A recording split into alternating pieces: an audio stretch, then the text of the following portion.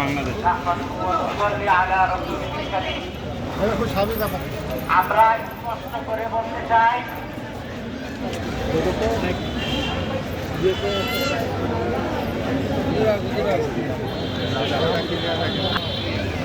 আমাদের বোন চালানিকে হত্যা করে তার উপরে ঝুলিয়ে রেখেছিল ভারত। আমরা চুপ করে বসে আছি, কিছু বলি নাই।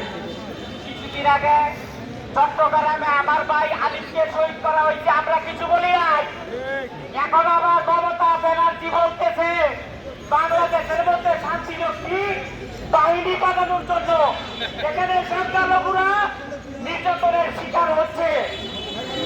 আচ্ছা আপনারা বলেন তো, আমাদের পাশেই মন্দির আছে, এখানে কি কোথাও কোনো হিন্দুরা সংখ্যালঘুরা নির্যাতনের শিকার হচ্ছে?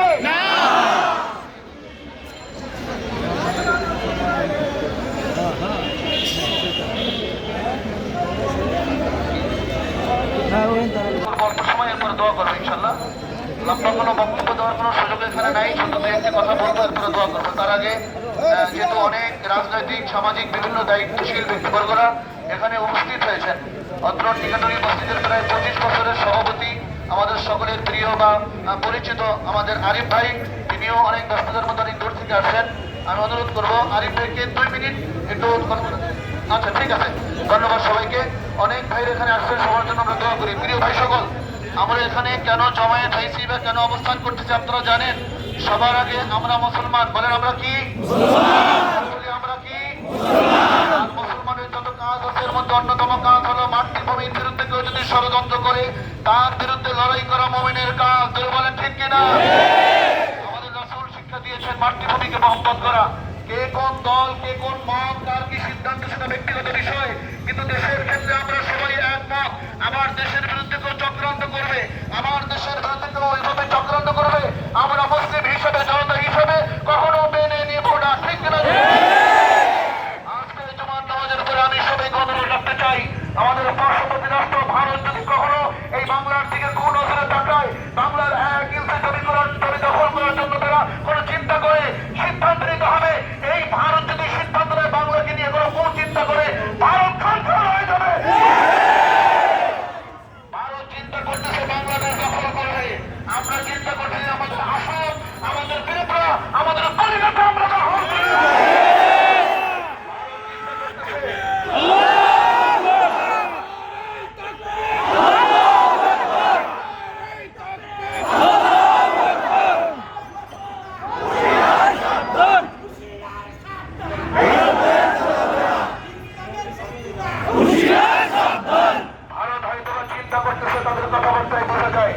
লোকাল লোকেরা কথা বলে সেটা আলাদা বিষয়, কিন্তু যখন সংসদীয় ভাবে সংসদের থেকে বাংলাদেশ বিরোধী চক্রান্ত হয় তখন তো সেই কথাকে কোনোভাবেই হালকাভাবে নেওয়া যায় না।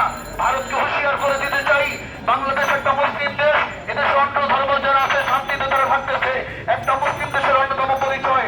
অন্য ধর্মের যারা থাকবে তারাও শান্তিতে বসবাস করবে। ঠিক কিনা জোরে বলেন? আমি আপনাদের সবার কাছে জানতে চাই, ভারতের ইন্ধনে বিভিন্ন পত্র পত্রিকায়, মিডিয়াতে, বিশ্বের বিভিন্ন জায়গায় বাংলাদেশ নিয়ে যে অপপ্রচার করতেছে, এই অপপ্রচার সত্য না মিথ্যা? সত্য না মিথ্যা? সবাই শান্তিতে জোরে বলেন, আছে কি নাই? এই চক্রান্ত আমাদের রুখে দিতে হবে। ভারত হয়তো চিন্তা করছে বাংলাদেশে তাদের রামরাজ্যের পতাকা উঠাবে, আমরা তো চিন্তা করতেছি দিল্লির মস্তকে আমরা কালেমার পতাকা উত্তোলন করব।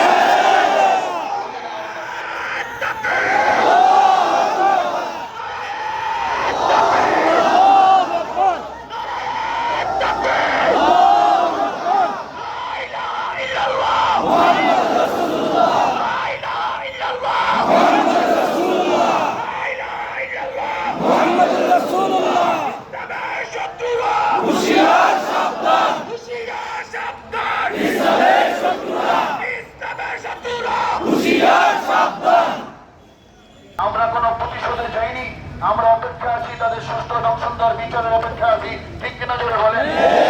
বর্তমানে এই পরিস্থিতি, আমাদের পরিস্থিতিকে সামনে রেখে আমাদের সিদ্ধান্ত নিতে হবে।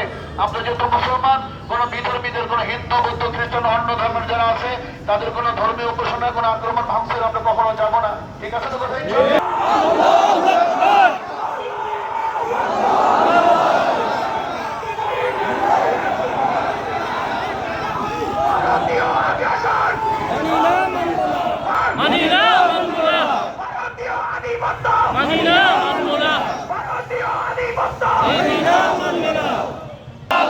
কোরআন সুন্নাহর আলো দুনিয়ার মুসলিম দুনিয়ার মুসলিম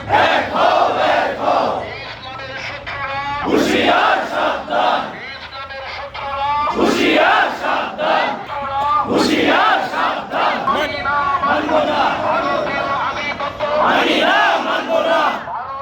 আধিপত্য আমার দেশ তোমার দেশ আমার দেশ তোমার দেশ আল্লাহ তাআলা আমাদেরকে তুমি মাফ করে দাও।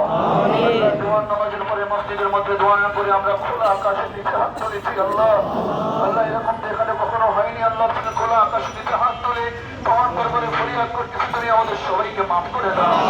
আল্লাহ আমাদের আব্বা আম্মাকে মাফ করে দাও। আত্মীয় স্বজন জীবিত মৃত সবাইকে মাফ করে দাও। আল্লাহ যেই বছর আমরা শামিল হয়েছি মজমাকে তুমি কবুল করে নাও। আল্লাহ এই বাংলাদেশকে আল্লাহ স্বাধীন হিসেবে তুমি আমাদেরকে দান করেছো। আল্লাহ দুনিয়ার মানুষ চেষ্টা করে সফলতা আসে তোমার পক্ষ থেকে। তুমি যদি আমাদেরকে এই স্বাধীন দেশ না দিতে আমরা তো পেতাম না। আল্লাহ ফরিয়াদ করি আল্লাহ, এবার তোমার কাছে ফরিয়াদ করি আল্লাহ, আমাদের বাংলাদেশে স্বাধীনভাবে থাকার তৌফিক দান করি। আল্লাহ বিভিন্ন দেশ থেকে বিশেষ করে পাশের দেশ থেকে যে সমস্ত অসুন্দর কথাবার্তা আসতেছে আল্লাহ, এই আল্লাহ তাদের অসুন্দর চিন্তা থেকে বাংলাদেশকে হেফাজত করো আল্লাহ। আল্লাহ তাদের অসুন্দর চিন্তা থেকে বাংলাদেশকে হেফাজত করো আল্লাহ। ইয়া আল্লাহ ইয়া রাব্বুল আলামিন, আল্লাহ তাদের সামনে যেগুলি পাওনা আছে আল্লাহ, বিভিন্ন রাজ্য আমাদের বাংলার অংশ ছিল আল্লাহ, সেগুলি আমাদেরকে আল্লাহ আরেকটা তৌফিক দান করো। আল্লাহ তুমি তো পারো ওই দিল্লির মসনদ ও কালেমার পতাকা উড্ডীন করে দিতে আল্লাহ। আল্লাহ আমাদেরকে বাংলাদেশ সহ সব জায়গায়